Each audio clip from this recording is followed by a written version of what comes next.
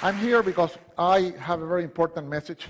I think we have found the most important factor for success. And it was found close to here, Stanford. Psychology professor took kids that were 4 years old and put them in a room all by themselves. And he would tell the child, a 4-year-old kid, Johnny, I'm going to leave you here with a marshmallow for 15 minutes. If after I come back, this marshmallow is here, you will get another one. So you will have two.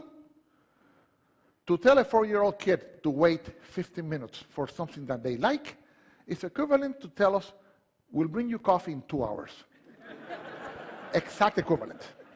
So, what happened when the professor left the room? As soon as the door closed, 2 out of 3 ate the marshmallow. 5 seconds, 10 seconds, 40 seconds, 50 seconds, 2 minutes, 4 minutes, 8 minutes. Some lasted 14 and a half minutes. Couldn't do it. Could not wait. What's interesting is that 1 out of 3 would look at the marshmallow and go like this. Would look at it, put it back. They would walk around. They would play with their skirts and pants. That child already at 4 understood the most important principle for success, which is the ability to delay gratification. Self-discipline, the most important factor for success. 15 years later, 14, 15 years later, follow-up study. What did they find? They went to look for these kids who were now 18 and 19, and they found that 100% of the children that had not eaten the marshmallow were successful. They had good grades, they were doing wonderful, they were happy, they had their plans, they had good relationship with the teachers, students, they were doing fine. A great percentage of the kids that ate the marshmallow, they were in trouble. They did not make it to the university, they had bad grades, some of them dropped out, a few were still there with bad grades, a few had good grades. I had a question in my mind. Would Hispanic kids react the same way as the American kids? So I went to Colombia, and I reproduced the experiment, and it was very funny. I used 4, 5, and 6 years old kids. And let me show you what happened. Hasta para un niño de 4 años, es atractiva la idea de tener el 100% de retorno a la inversión en 15 minutos. Sin embargo, algunos de ellos, tan pronto la puerta se cerró, se comieron el marshmallow inmediatamente.